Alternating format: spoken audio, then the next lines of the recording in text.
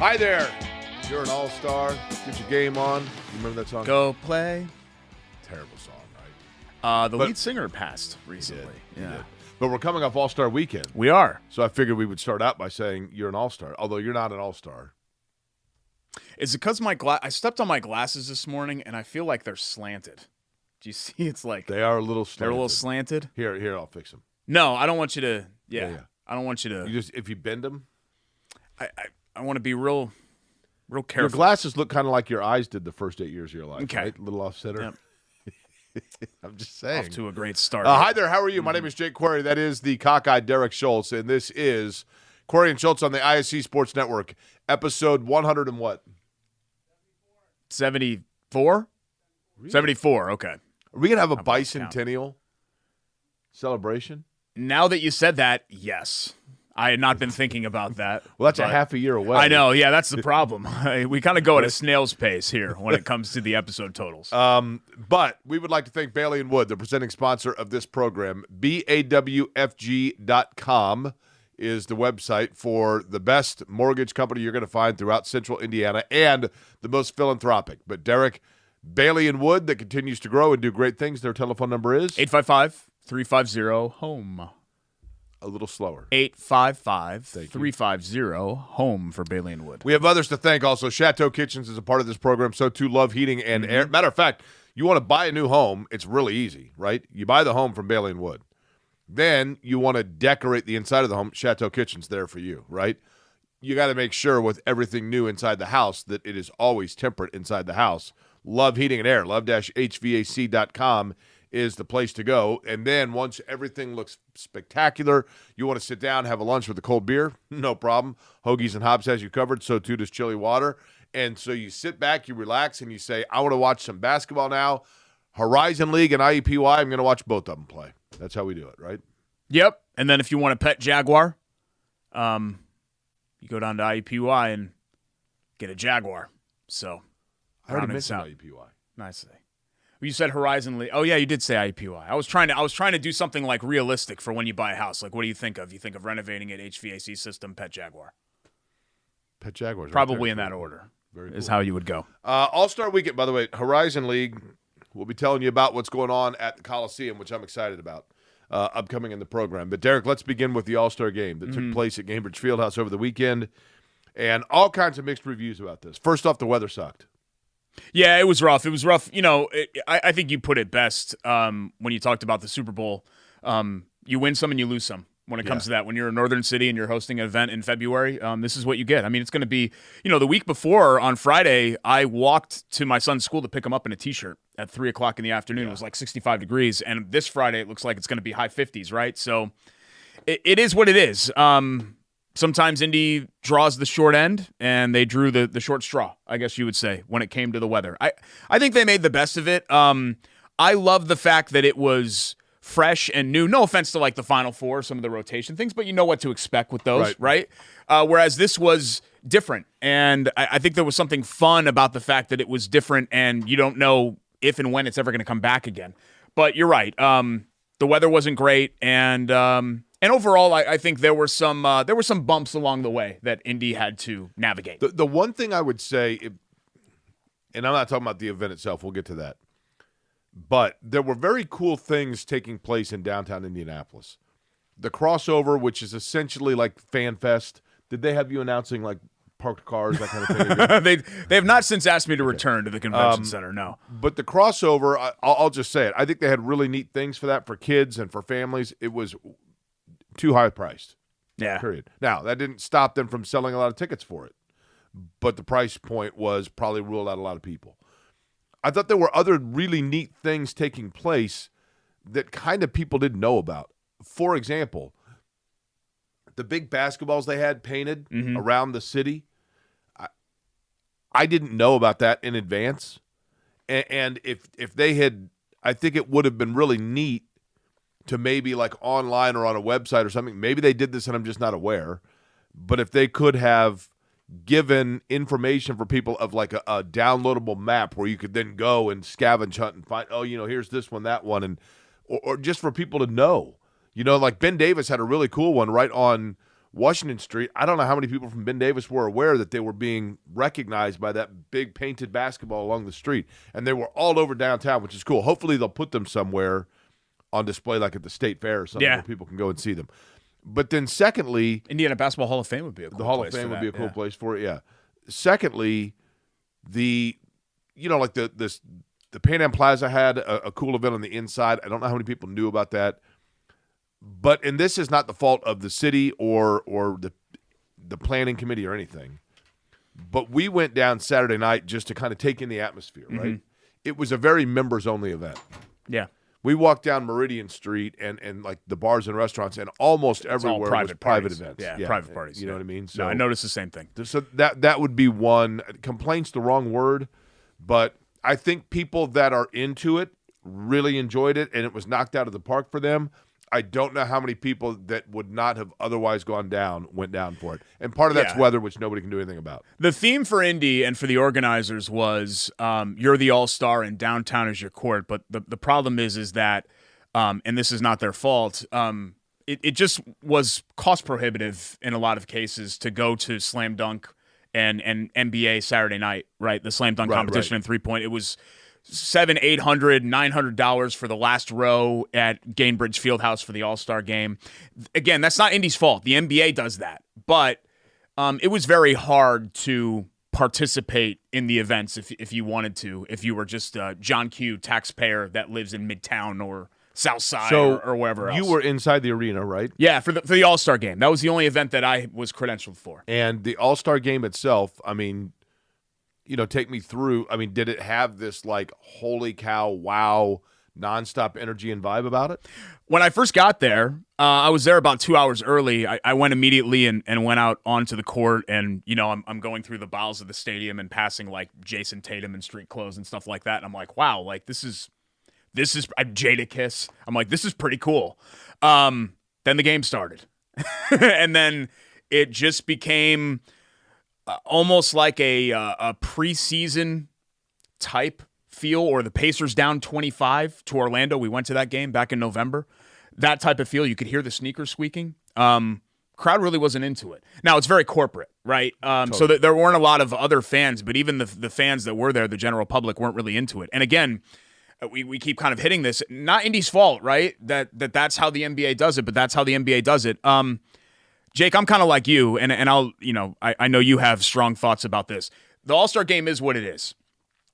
You're not going to get Game 7 of the NBA Finals. You're not going to get Game 1 of the Eastern Conference first round. You're just not. Right. You could do whatever you can. You're not going to get that type of atmosphere. But if the seriousness level on a 10 scale needs to be a 2.5, I thought the game on Sunday night was like a -5. It's got to be taken a little bit more seriously than that. I think that's the tightrope that Adam Silver has to walk, is that you have to maximize the seriousness, even if the seriousness only gets up to like a 1 or a 2. So my thought is this. Any All-Star game is a farce. Any of them. Right? I think baseball has maintained some... Let me ask you something. A standard. Let me ask you something. Yeah. What's the furthest that you've seen a pitcher pitch in the All-Star game? I think they've always stayed on the mound. What do you mean? I mean, I think they've always stayed. No, I'm saying, give me a pitcher. Give me an elite level pitcher off the top of your head, a starting pitcher. Chan-Ho Park. That would start an All-Star game. I think he actually did start an All-Star. Ken Bottenfield started an All-Star game when you were in St. Louis. So Chan-Ho Park goes out in the All-Star game and has a perfect game through 2 innings. Yeah, you got to pull him. Yeah. Oh, I thought you meant, have you seen pitchers like NBA players taking half-court shots? So have you seen pitchers stand somewhere else? What I'm saying is, in the All-Star game, the same thing applies. Yeah. You always pull guys. Are guys stealing bases and doing double switches in the All-Star game? Yeah. No, you're right. You're right. The Pro Bowl, you see it. The NBA All-Star game, players today, Julius Erving, Akeem Olajuwon, Bill Russell, Oscar Robertson, they were great players. They were legendary players. They were also making in their entire career what today's stars are making in a half a season. Now, I know they're guaranteed contracts, but and this is a whole different talk show that people can complain about, rightly so. But these players, Derek, are their own individual economies. Mm-hmm. Can you imagine, for people that were complaining that there wasn't any defensive intensity in the All-Star game, can you imagine what they'd think if Steph Curry is fighting over a screen and twists his ankle and as a result tears his Achilles? Yeah, you're not wrong. I mean, but my thing is this. You go to an NBA All-Star game to see elite athletic feat. The fact that people are complaining about the routine nature of people pulling up from half court and swishing a jump shot without even moving the net is unbelievable. I mean, how many people can even do that? They bring people – there's a reason they give away $50,000 from the lottery for people that can hit a half-court shot, right? These guys are doing it, and people are like, this is lame. I don't want to see this layup line stuff. The dunks that they're doing, the alley-oops, and it's amazing the athletic feat that goes into what those guys are doing. To me, the All-Star Game is the ultimate showcase of athleticism and unique, innovative style of dunks and things like that. Now, like anything else, that gets old. After 5 minutes, You're like, okay, I've seen it all. But what else? Let's be real here, okay? The Indianapolis 500-mile race, which is the greatest sporting event in the world, and I think people know there's nothing I love more, right? But the first 20 laps are unbelievable. The last 20 laps are unbelievable. The middle, you go have a cigarette. Yeah. Or at least that's what I used to do. Yeah. I didn't know. Yeah. I didn't know. Really? By 40, Really? 40, 80, 120, 160. Yeah. So the first 40 laps, I'd sit in my stands. Lap 40, let's go have one. Really? Lap 80, let's go have one. 120, let's go have one. 160. I wanted to make sure that I was in my seat for the first 40 and the last 40. But we go find a tree, light up. Yeah. I mean, I'd go through like a whole pack leading up to race day and all that. How old were you when you quit smoking? 28. Okay, so the first 8. 27, 28. Okay. Yeah. All right, fair enough. Mm-hmm. But you get my point. Sure. Yeah. So it's the same thing with the All-Star game, right? I mean, it kind of you go out and the first when Halliburton hit the first 5 threes or whatever, it was unbelievable, right? I just think, Jake, that you can't have the All-Star game be the worst thing about All-Star weekend. That's fair. That's a fair point. And that's point. where the NBA is right now.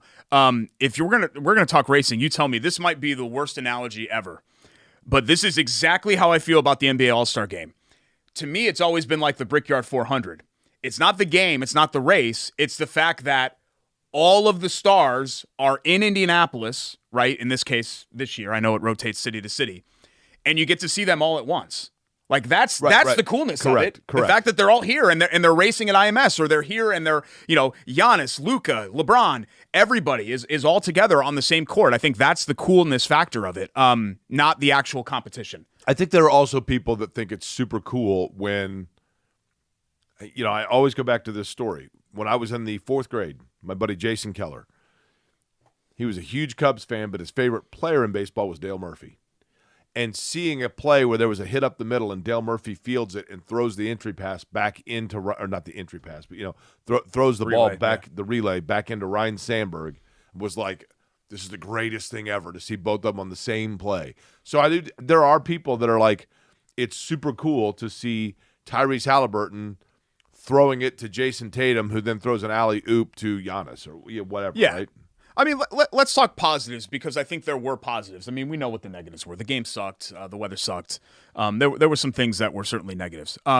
This was an opportunity for Tyrese Halliburton especially, but also for the Pacers franchise, I think, to kind of get themselves out there. Sure. And I think they did that. I think the skills challenge, I don't know how many people were tuned into the skills challenge, right? But it was cool. It was the fact, Miles Turner and Ben Mathurin and Tyrese, they have their Pacers stuff on. And they're winning, and they're beating a team with number 1 picks who are all too cool for it.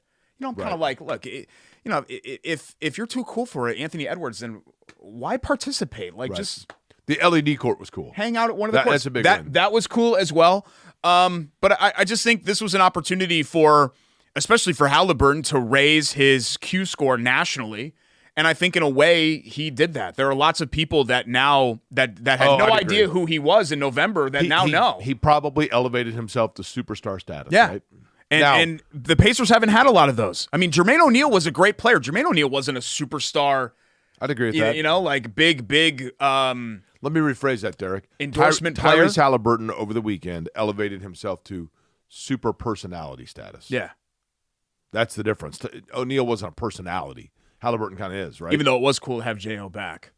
He's a great guy. Yeah. But let me ask you this. The celebrity game. Okay? That's like the one thing I didn't watch. I know I'm old. Yeah. I will admit this. You can even put it on the graphic for everybody to see. I had not heard of 80% of the celebrities. Yeah. No, I'm kind of with you. But Connor Daly, I'm not trying to carry water for IndyCar here, but Connor Daly was Connor Daly only in the All-Star Celebrity Game because it was in Indianapolis? Probably. But you know what? It was in Indianapolis. Yeah. They couldn't get him out there for one play? Yeah, I was bummed when I heard that. Like I said, I didn't watch it. I assumed that everybody was going to get some run. Yeah, you would think, right? Yeah, that was a bummer. Because they did a lot of nice Indiana and Indy touches in basically all of the events, especially the All-Star Game with the Big O stuff, and Babyface gave an amazing anthem and all of that. But yeah, I think that was a missed opportunity. The LED court was cool though. It was awesome. Did you get to go over to it?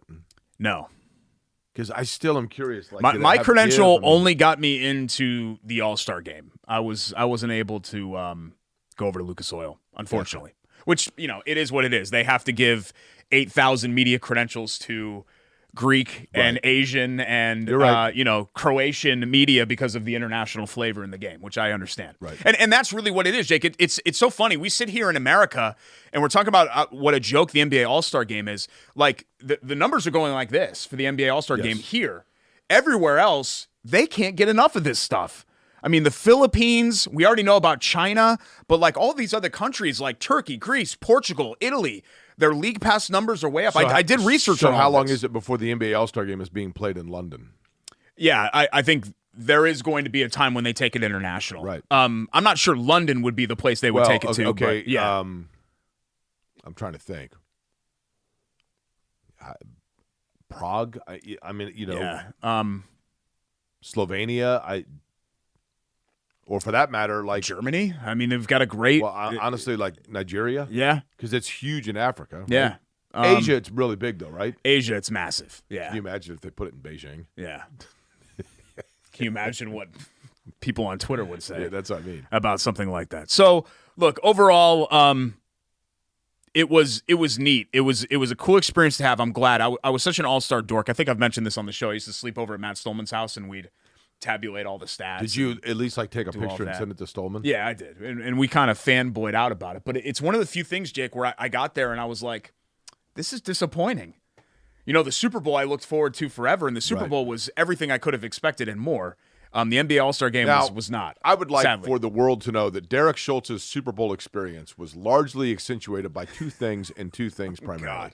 Number one, we realized I know what you're going to say. We realized that we were sitting directly in front of Dave Calabro. Yes. That was second to last row of the entire stadium. And Calabro was in the last row. And number two, and most importantly, Derek, with his New York Giants childhood team winning the Super Bowl, was like, unbelievable, let's go. And I'm like, dude, are you kidding me? We are going down onto the field to places that we're not supposed to be. And because he was with me, he got to see and experience and grab confetti and sit on the bench and go in the locker room and do everything he wasn't supposed to do because I was there to tell him, just act like you've been here and no one will say anything. They had 50 levels of security clearance for the Super Bowl. This was the 2012 Super Bowl in Indy, obviously, for people that don't know.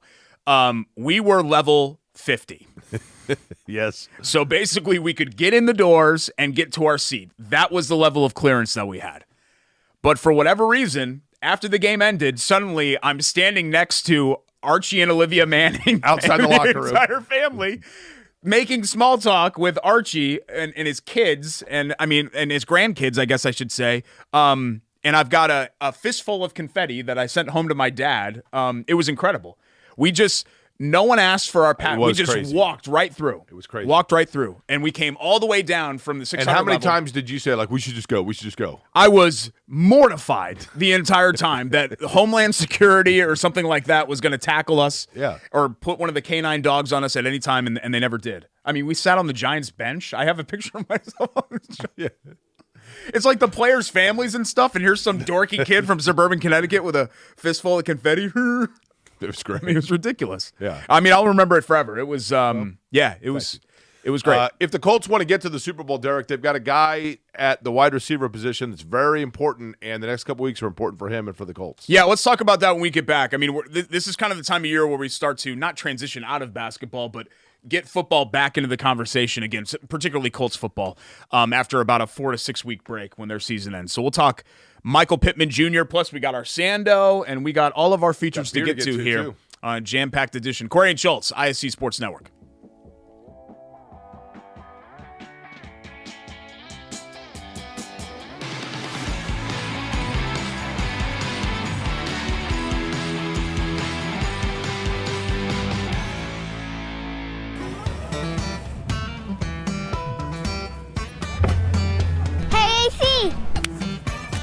Nice snap. Mortgage is a snap. Duh. Bailey and Wood, a lending hand for Wish TV Sports.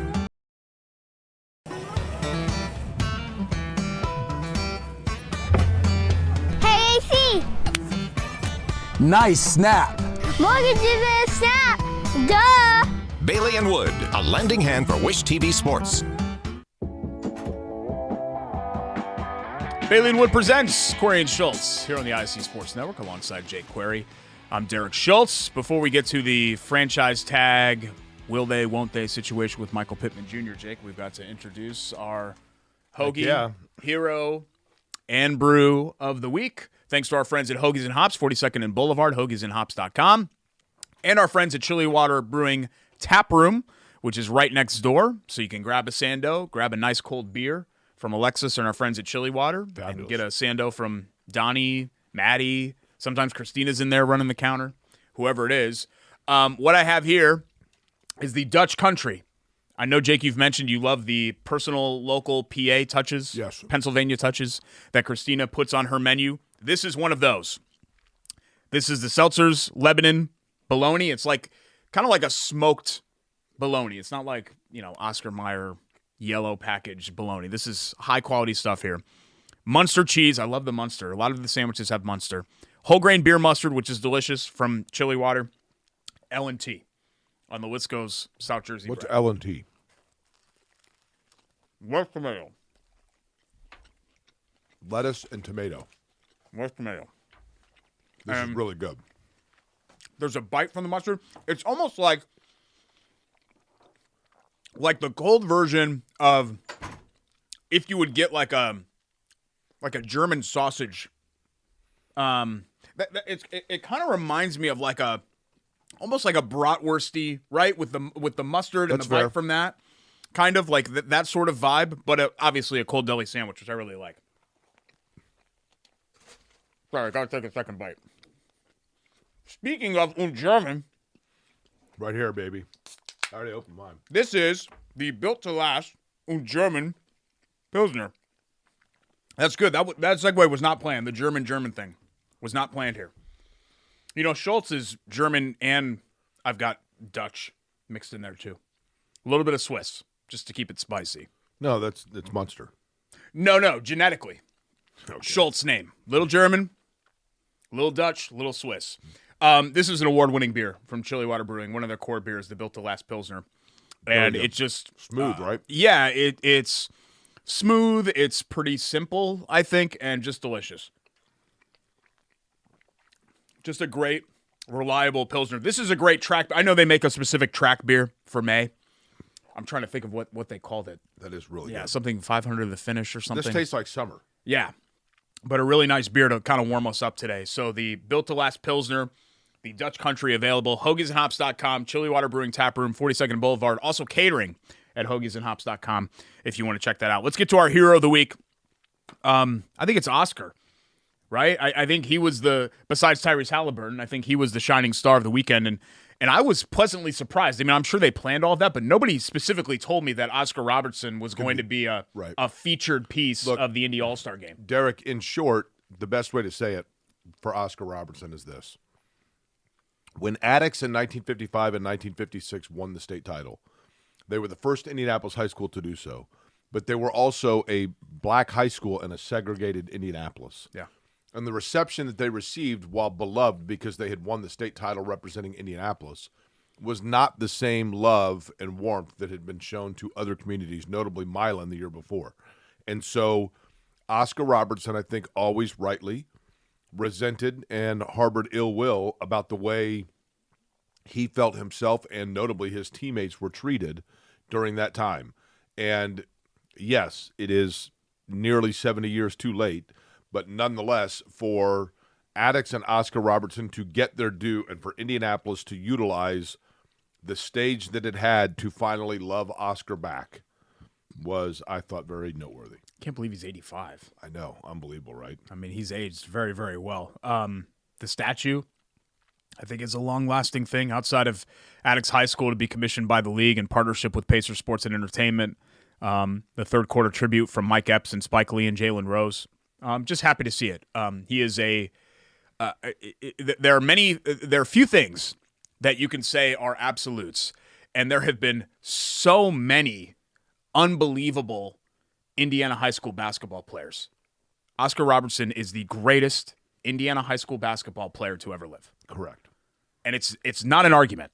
At the time of his retirement, he was almost unquestionably the greatest player to have ever played. Yeah. And even today, it's so subjective, right? But he's in that conversation when you talk about the upper room guys. He is. Well, people need to realize Oscar was as far ahead of the game in 1964 as Michael Jordan was in 1994 and LeBron was in 2004, 2014. Yeah. You wonder what his, Q score, for lack of a better term, would have been if he hadn't spent most of his career in Cincinnati and Milwaukee. Correct. You know what I mean? And played for the Celtics and the Lakers right. and played with, those guys. But still, even with that, he teamed up with then Lou Alcindor and the Bucks to win that championship, which was their only their shining moment before the Giannis title coming up later. So I was happy to see it for Oscar. Let's transition over into Michael Pittman Jr. and the franchise tag. As you're watching this, and we debut this on Tuesday evenings, the window is open for the Colts to, if they want, place the franchise tag on Michael Pittman Jr., the free agent to be wide receiver. I believe they have 2 weeks to make that decision. They can either use the exclusive franchise tag, which is the tag that most people think of when they think of the franchise tag. It's an average of the top 5 players at the position, and it's a 1-year deal, guaranteed. Or they can use the non-exclusive tag, which allows Pittman Jr. to negotiate with other teams, but the Colts can match any offer. So sort of like NBA restricted free agency, basically. Right. $21 million is the estimated total around there for Pittman, which is well under what his market value would be.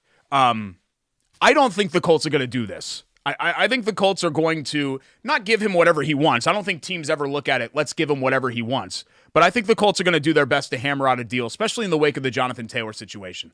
We talk so much, Jake, about cap room. Cap room's great. You got to use it sometimes. Use it sometimes. They've paid all of their guys. I don't see a reason why they're not also going to pay Michael Pittman Jr. Well, they need to. Here's the thing. Whether or not they use like the exclusive tag or the not, whatever, they've got to do whatever they can to lock him down, right? To lock him in. Now, in addition to that, Derek, they not only have to basically lock him, make sure that there's no way that he can walk, they've got to give themselves enough flexibility with their cap to go out and get another receiver. They're in the market for not just retaining Michael Pittman, which is priority one. They need another receiver. Yeah, period. But you could draft one. We've seen a lot of guys come in and be productive right away as drafted wide receivers. I mean, Josh Downs did a nice job. Yeah. But he's not – so much of it rests on Alec Pierce also. I mean, what the Colts are going to do, they need Alec Pierce to – And a lot of that, Anthony Richardson, maybe that awakens Alec Pierce. I mean, that's entirely possible. Well, and you've got Kenny Moore, you've got Grover Stewart, you've got Julian Blackmon. I mean, this is a list of heavy hitter, key free agents that they have to think about as well. But I just think at the risk of, pissing him off, no player wants to be tagged. And Pittman definitely doesn't want to be tagged, knowing that his value would probably be more in like the $26 to $28 million range than the $21 million one. I don't know if he would get 30. Look, is Michael Pittman Jr. ever going to be Tyreek Hill? No. Is he ever going to be Justin Jefferson? No. But you can't have a Tyreek Hill without a Michael Pittman on the field, right? But that's fine. He's a hugely productive, right, reliable, what I'm saying is, healthy receiver. They need, if they're going to get an in-space guy, you've got to have a Michael Pittman Jr. guy to keep defenses honest. Even if he is a 1B or a high 2 more than he is a 1A or a high 1, he's still extremely valuable to what the Colts are trying to do. They have nothing. They don't really have anything else. I mean, Pierce... and I've been a Pierce defender. Pierce is a bit player, right? He's kind of become like a gadget player. I think he's your home run threat.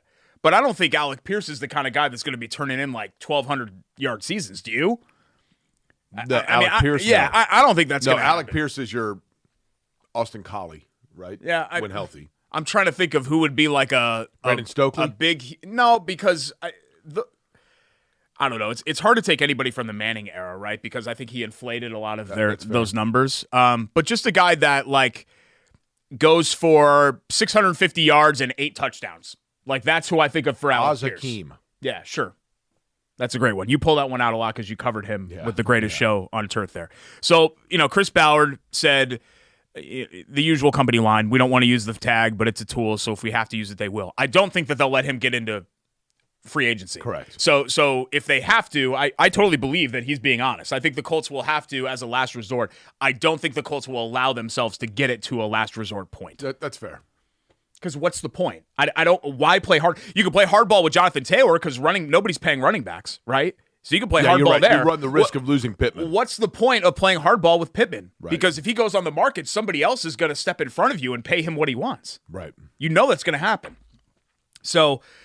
I'll be excited when this is over, Jake, because I feel like this Michael Pittman Jr. discussion has been like a 3-year argument, hasn't it? Yeah, but Derek, that's what we do. Well, yeah. Right? I'll be excited to see a resolution here, but I would sit back, get yourself a chili water. I'd be really surprised. Michael Pittman's built to last, baby. And I went into this season, the 2023 season that just passed, I went into that season still wanting to be convinced that Pittman was worth the big contract. And I think he showed, I know the numbers don't wow you. I mean, he had 109 catches. It's pretty darn good.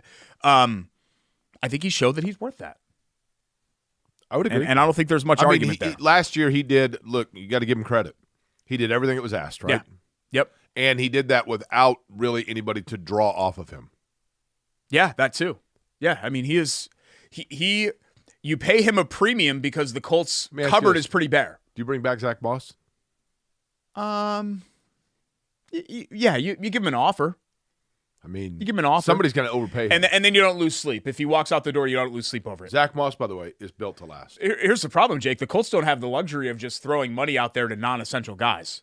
I think in some years, Gardner Minshew might be an option to re-sign. He's not an option to re-sign this offseason because of the key free agents that you have to address in front of him. Fair.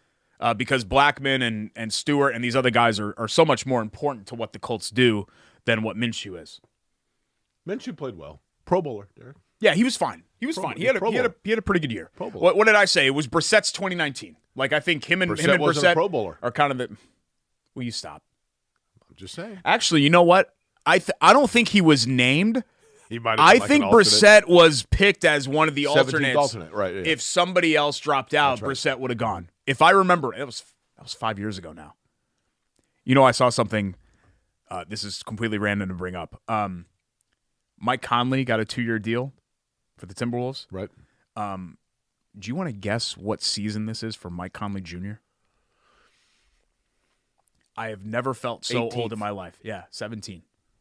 Yeah. This. Jake, Mike Conley Jr. has played in the NBA for 20 years. How about this? Mike Conley Jr. Like you watched him play in high school, right? I watched him play in high school. I mean, that was 5 years ago. Derek, What happened? I remember when I lived with the late, great Ryan Holmes, and he was an assistant at Center Grove, and I said, hey, what do you think about the 7-foot kid at Lawrence North? And he said, he's really good, but the freshman point guard, they're both freshmen, but the freshman point guard's better. I don't want to quote him on this, but you know who Mike Conley Jr.'s biggest hype man was? And I think that he said he was the best Indiana high school player that he had ever seen. Let me guess. Do we talk to this person often? We did when he was still with us. Gary Donna. Yeah. Yeah. I think that's probably right. I think I remember Gary Donna saying that the best player he ever watched live was Mike Conley Jr. I think that's right.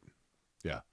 And because obviously a lot of the attention, because Odin was like tearing down the rim. I remember Ryan Holmes saying to me, I said, when they were freshmen, I said, Ryan, Conley's he's a point guard as a freshman. That's amazing, but he's averaging like 8 points a game. And Ryan said, you're right.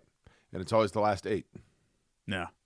Like, okay, well, that's a pretty good answer. Because I think some people viewed it almost as like a Todd Leary, Eric Montrez thing at first, and then they watched Conley Jr. play, and they're like, wait a minute. No offense to Todd Leary, but like, no, right? You're right. Now, Conley, if I'm not mistaken, we'll have to look this up. I believe Mike Conley, it went back and forth for a while there. I believe Mike Conley is the highest compensated NBA player for an Indiana high school basketball player of all time. Yeah. Gordon Hayward might have passed him. Yeah. I'm going to look that up, Derek. I bet with this latest 2-year deal, I bet if he was trailing, how much? He's back in front. I think it was another 10? I gotta look there. I mean, it's wild. Look up Gordon Hayward career earnings, and I'll look up Mike. My Conley. laptop is foobar right now. Let's get to our love that play. This thing's starting to go. It's like 12 years old. I bought it on eBay during COVID. So it's no Mike Conley. You know what? It's not. It's not built to last. There you go. Mm-hmm. I don't know if you saw this. Our buddy Garrison Carr brought this to my attention because I was All-Star Weekend. That was my sole focus. But the IHSAA State Wrestling Finals, which I believe some of our ISC crew, I know Rakestraw was involved in that, was this past week. And there was a girl who made history for New Haven High School. Is New Haven outside of Fort Wayne? Where's New Haven? I think that's right. Okay. Juliana Ocampo became the first female wrestler in Indiana history to win an opening round match and reach the medal round at the IHSAA Wrestling State Finals. She was ranked 7th in the state at 106 pounds. For those curious, I wrestled at 119. I wrestled at 112 as a freshman, and then 119 as a sophomore, junior, and then 125 as a senior. Lindsay Perlman. Okay. Ocampo placed 6th in her 3rd career state finals appearance. And I think this is important not only for what it shows, that girls can compete with boys, especially in wrestling. Girls are very, very difficult to wrestle.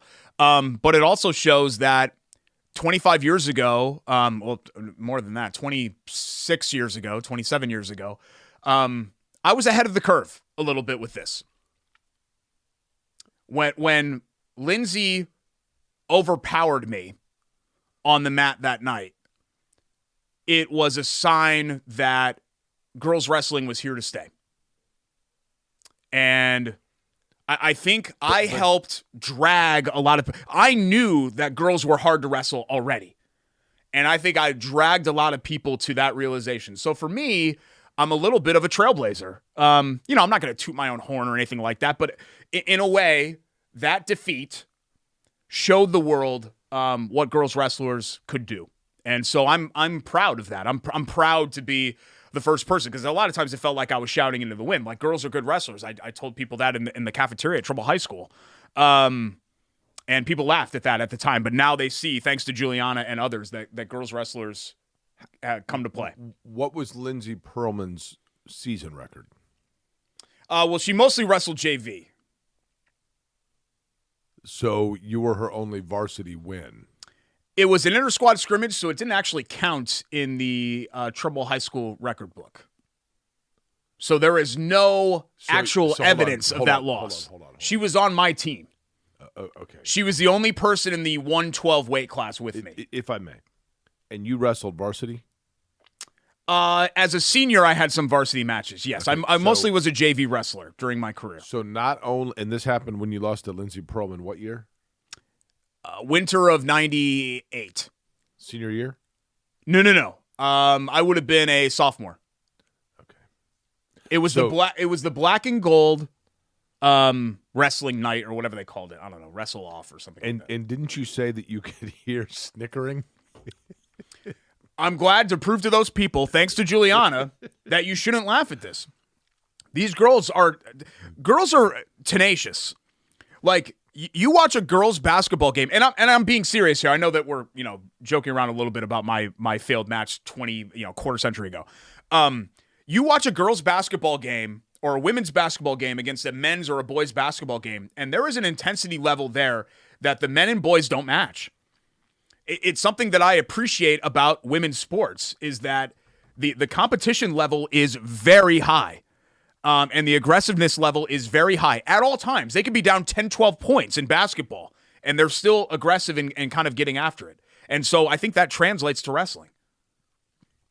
I give the young lady all the credit in the world. It's a great story. It's our Love That Play. Love-HVAC.com, 317-353-2141. Over 100 years in business. Family-owned business in Central Indiana. Love Heating and Air. 4 generations of family business, making sure that your home is warm in the wintertime, cool in the summertime, humidity's where it needs to be. That's what you get from Love Heating and Air, including larger, older homes. That's a specialty of theirs.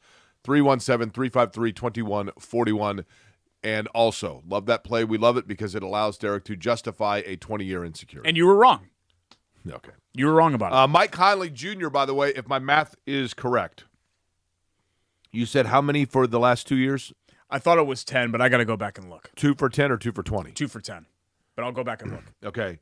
That would put him. Actually, it might have been 2 for 20.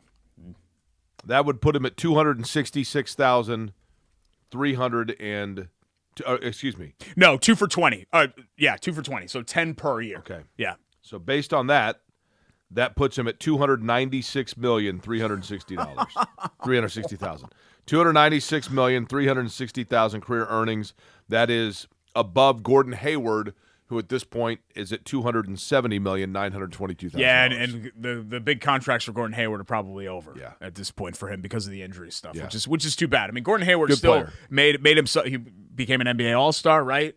He made himself a good career, but Mike Conley Jr.'s longevity is astonishing. I mean, it's incredible the career that he's had. Conley Jr., great player, nice guy. That goes a long way. Good teammate. Let's talk college basketball. Mike Conley Jr. played at Ohio State, not in Indiana, and that was a good choice at the time and might be a good choice with what we saw last weekend. Everybody a loser, so we'll talk about it when we come back. It's Query and Schultz here on the ISC Sports Network. Stick around.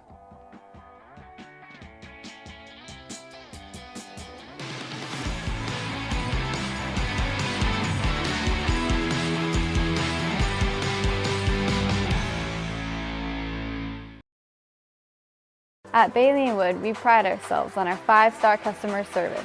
But at our core, we're a family. Family owned, and family to our customers, staff, and our community. From charity events to recognizing hometown heroes, we prioritize giving back to our communities that have always supported our growth. So let us help you get your dream home today.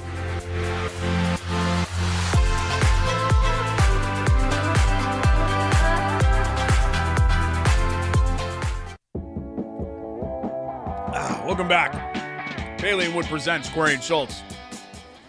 We're on the ISC Sports Network. I'm just getting through this delicious Dutch country sando. Alongside Jake Query, I'm Derek Schultz. Really good sandwich. Really good. There are only a few things in life that I'm certain of. Okay. And one of them is that you are the most disgusting eater That's all you, pal. of all time. That's all you. I'm not the only person who's told you this. My wife is the same thing. You guys have some sort of a mental deficiency where there's something like wrong with how the brain's hardwired where you can't be around other people eating. No. I'm around Dude, you do people this- eating all the time. You do this all the time. We have a phone conversation because Jake calls me a lot. Yeah, right. Jake calls me a lot off the air. We'll have a phone conversation. You'll be like, what are you doing right now? And I'll have taken a sip of water from a bottle of water. I'm like, I took a sip of water, man. Derek, I have a theory on this. And ready? you go ballistic about it. Here's my theory, and it was finally proven correct because I've experimented this with people. The iPhone, which is a wonderful gadget, it serves amongst its many focus and purposes. One is it's a telephone. The other is it's a video camera, right? Oftentimes, and yeah, this could be on me, But oftentimes I will put someone on speaker. Like if I'm sitting and I'm doing work and I have the phone right here and I'm tucked this way. If you have a person on speakerphone and they have an iPhone, and there's apparently in your iPhone, there's something where you can turn this off. I have no idea where it is. I had someone from Apple explain this to me so all the tech geeks can spare me your whole, like, that's not right. If I have you on speakerphone, so that's on me, there is a selection in your phone, who in the world knows where you would go to turn this off, that says your phone can tell that I have you on speaker. Thus, it enhances the volume. It turns on both of you. Have two microphones in your phone. One for your phone calls, and the other is the microphone to take in noise for a camera. Mm-hmm. So because I have you on speaker, my phone says, oh, he's having a hard time hearing Derek, so we're going to go ahead and turn on both microphones on Derek's phone. And thus, the secondary mic picks up everything. Should we test these microphones? What do you mean? Eat like you do normally. Okay, no, but as fast and as, like, act like you've got a commercial break and you got to get out of it. Put the mic right up on you there. Okay. It's normal too. That is a third the level that you were doing it earlier. The exact same level. No, it's not. It's all you, buddy. It's still disgusting. The fact that can be heard is disgusting. That's a you problem, not a me problem. I'll tell you who's got a problem, an IU problem. And Purdue, for that matter, after their game with Ohio State, will begin actually with the Boilermakers because they entered the weekend as the number one overall seed projected in the NCAA tournament. And now they are probably still locked in for a number one, but that margin is starting to slip just a little bit after their loss to Ohio State. Bottom line is this. Purdue needs to, this time of year, start to focus on, and this is the problem, with each game that is tight, playing Ohio State and being in a close game, looking up and seeing that you're down by 4 with 2 minutes to go, you're going to start to hear the whispers if you're Purdue. FDU, Fairleigh Dickinson, FDU, North Texas, FDU, Little Rock. All of those March shortcomings are going to start to weigh into their mind. It's going to take them at least 4 March wins to exercise those demons. And I think they have absolutely the roster, the focus, the maturity to do that. I do.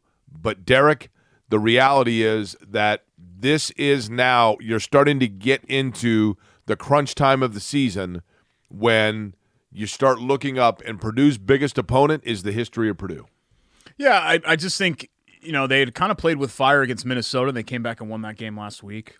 The Northwestern home game was another one that they easily could have lost. They won. The game at Rutgers, they could have lost and they won. So they had come through recently in games like this that were kind of 50-50 games, and this was one where they just didn't. When the other team is able to limit what Edey's doing and also limit your shot making, that's the recipe right there. And get on the glass and do all of that. But I think the key component is that what changes this year's team from last year's team is not just the fact that Edey's better, Braden Smith is better, right? There's some other things. But to me, the main thing is that Lance Jones is your contingency plan for Fletcher Lawyer struggling.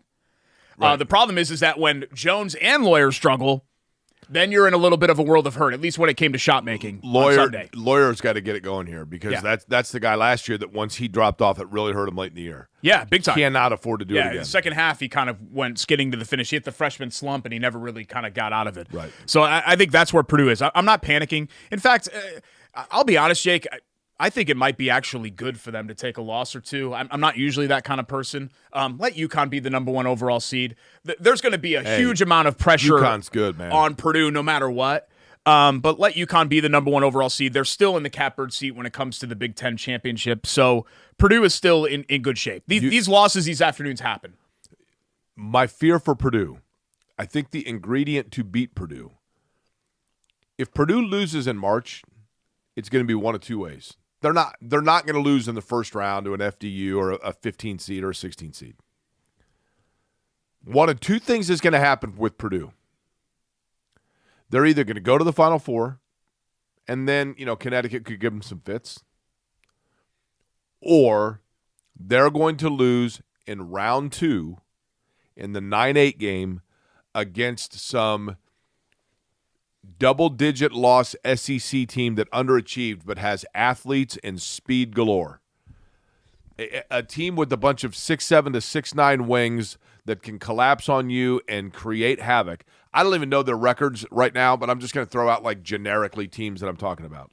Like a 9 seed that's like 18-11 Louisiana State, or a 9, and I have no idea. LSU this year might be 6-30. I have no idea, but you get what I'm saying. Or a 9 seed that is like, 20-13 Arizona State. That kind of a team, right? That has athletes, the way Auburn used to be before Bruce Pearl got there. That just has 6'7", 6'9" guys that can trap you and create havoc and collapse lanes and just take you out of your rhythm.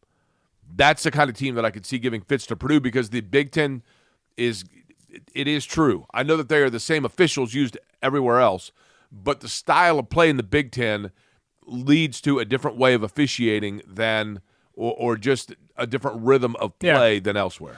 The good news is that they've and this is what's so frustrating about their March losses. They've beaten teams like that in the past. Like Arizona is the team that you just talked about there. Like much better than 8 and 9 seed, and they not only beat them, they handled them. But Arizona plays like a style, right? I'm talking about one of those teams that just goes out there and but just all hell breaks big loose. Guards, athletes everywhere, size everywhere. You know what I mean? Like those type of teams, and they but Fletcher Loyer went off that game, and he's, I think, kind of the X factor when it comes to that. I'm looking at bracketology. Couple of other just kind of thoughts from the weekend. I think Butler really put themselves in a bad spot. All they really needed to do was split the Marquette and Creighton games, and to lose both and then to get run off the floor in the second half against Creighton, really disappointing.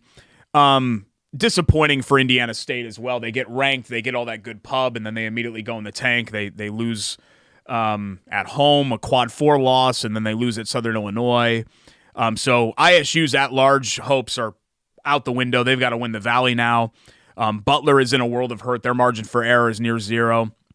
And there's nothing really to even say about Indiana at this point. Indiana's playing out the string.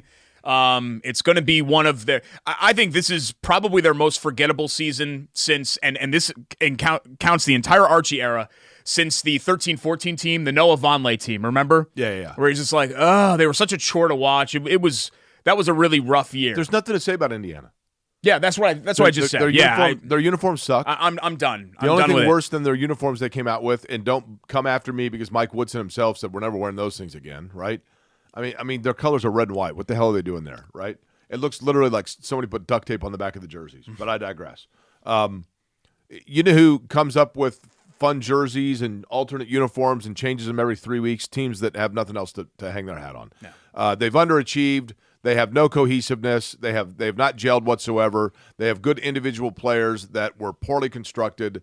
They're not well coached. They're not well prepared.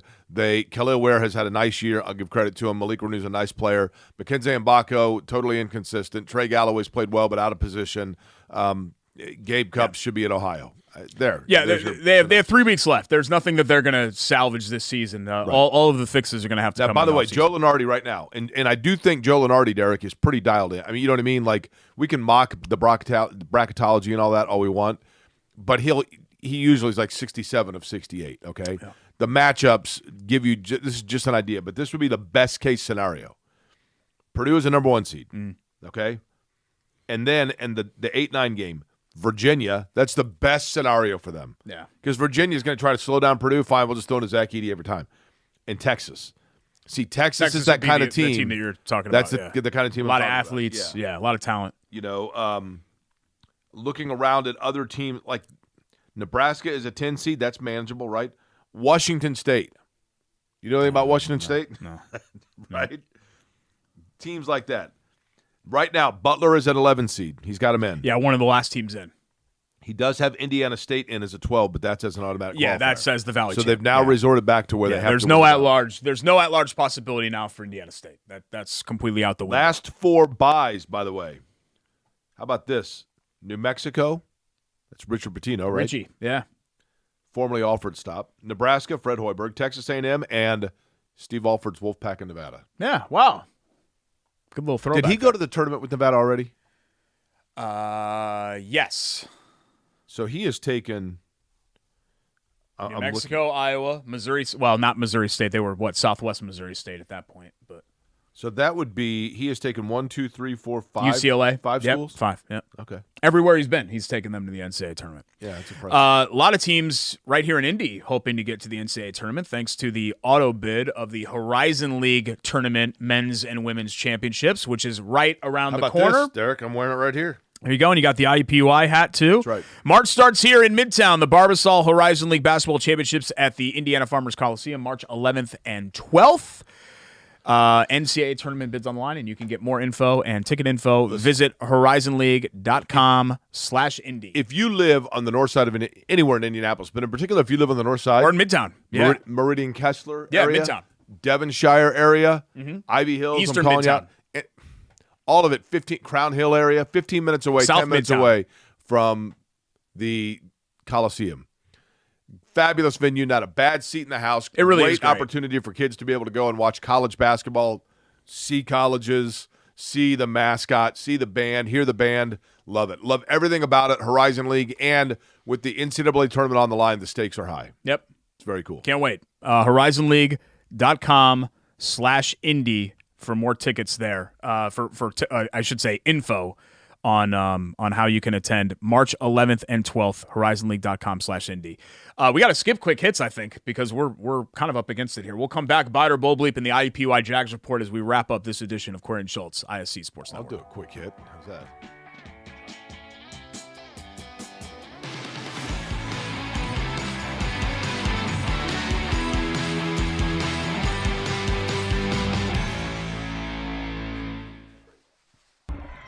IUPUI basketball is back. Come witness history with head coach Matt Crenshaw inside Indiana Farmers Coliseum and head coach Kate Bruce inside the Jungle as they usher in a new era of Jaguars athletics. Be there for exciting Horizon League and in-state matchups. Affordable fun for the whole family. Full season tickets are now on sale starting as low as $80. Order today at IUPUIJags.com/tickets or call 317-278-2530. Work hard, make noise, have fun. Go Jags. At Bailey & Wood, we pride ourselves on our 5-star customer service. But at our core, we're a family. Family owned, and family to our customers, staff, and our community. From charity events to recognizing hometown heroes, we prioritize giving back to our communities that have always supported our growth. So let us help you get your dream home today.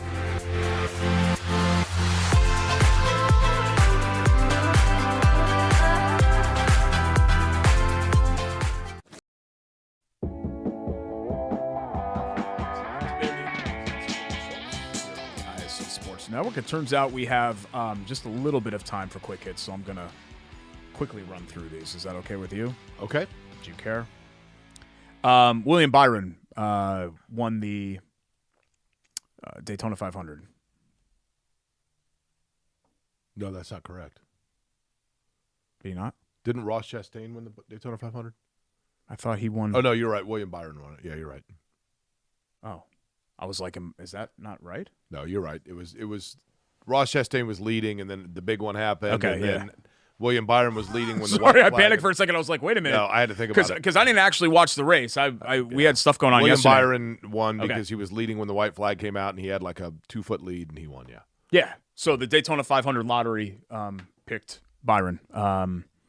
Is it me, or did it feel like this year's Daytona 500, partially because of the rain delay, probably, but like it just was like, really, that happened? Weather looked beautiful on Monday. Yeah. I don't know. I think it's, we say that it's not what it used to be. The arrow's been pointing up for NASCAR now for a while. So, people are starting to kind of invest and watch again. I think it hit a low tide. Right. 9-10 years ago probably, but now it's starting to come back a bit. But I thought this was amazing. It's Hendrick Motorsports' first driver to win in almost 10 years. Dale Earnhart Jr. was the last Hendrick driver to win Daytona, which is crazy to kind of think about. Rick Pitino stands by his harsh criticisms.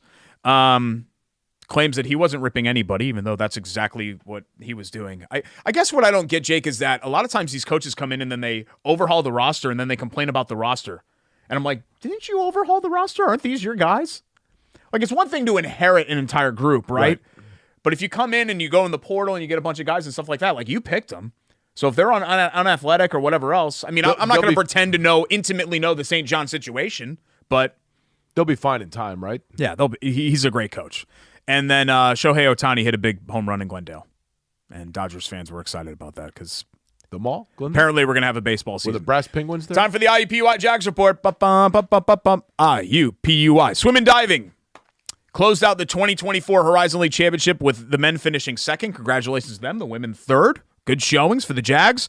They also earned 3 Horizon League titles and 1 meet record. Alanya Heidi of the diver of the meet, and Emily Zeitlo was the swimmer of the meet on the women's side. Naturally go to IUPUI just to be in the natatorium all the time? Yeah, I know. That'd be pretty sweet. A world-class venue. Men swept Coach of the Year awards. Eric Barnes in diving, Damian Dennis in swimming. Congratulations to them for that. Women's hoops lost to NKU, but they followed that with a huge home win over Robert Morris by 20.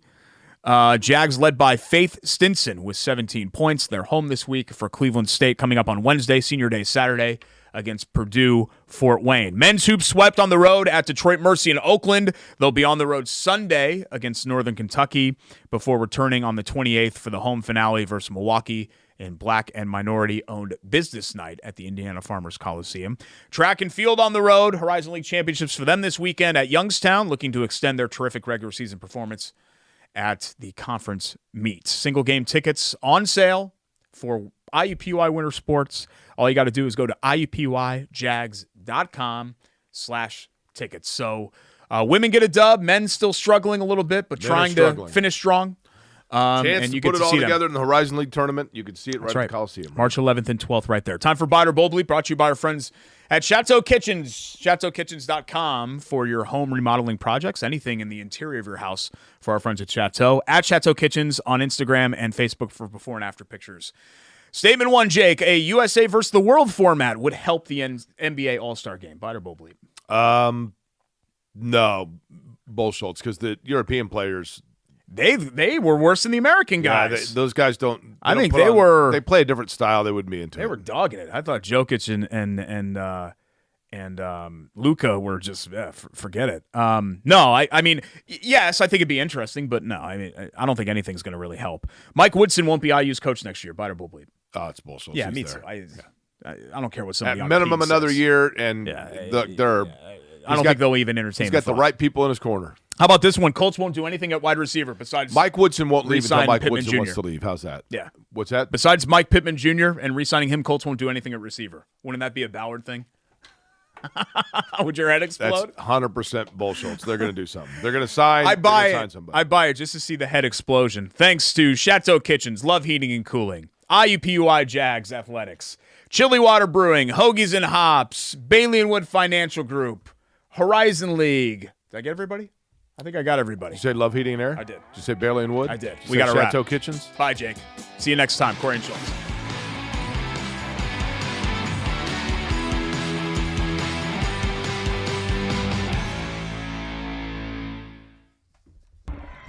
IUPUI basketball is back. Come witness history with head coach Matt Crenshaw inside Indiana Farmers Coliseum and head coach Kate Bruce inside the Jungle as they usher in a new era of Jaguars athletics. Be there for exciting Horizon League and in-state matchups. Affordable fun for the whole family. Full season tickets are now on sale starting as low as $80. Order today at IUPUIJags.com/tickets or call 317-278-2530. Work hard, make noise, have fun.